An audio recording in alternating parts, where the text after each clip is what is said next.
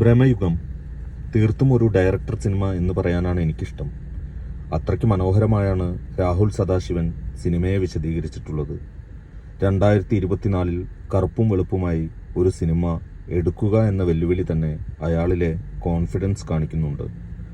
ആരാണ് വില്ലൻ, ആരാണ് നായകൻ എന്നു കണ്ടുപിടിക്കൽ സാധ്യമല്ല എന്നു മാത്രമല്ല, അവരവരുടേതായ നിമിഷങ്ങളിൽ എല്ലാവരിലും തിന്മയുടെ ഒരു ചെകുത്താൻ ഒളിച്ചിരിക്കുന്നുണ്ട് എന്ന് കൃത്യമായി അടയാളപ്പെടുത്തുന്നുണ്ട് സിനിമ. എടുത്തു പറയേണ്ടത് കുടമൺ പോറ്റിയായും ചെകുത്താനായും ഭാവമാറ്റം നടത്തിയ മമ്മൂക്കയുടെ പ്രകടനമാണ്. അതിഗംഭീരം എന്നല്ലാതെ മറ്റൊന്നും പറയാനില്ല.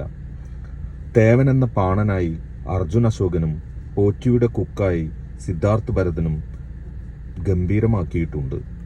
ചുരുക്കി പറഞ്ഞാൽ 3 പേരെയും നായകനായും അതുപോലെ തന്നെ വില്ലനായും നമ്മുടെ മനസ്സിലേക്ക് കോറിയിടുന്നു.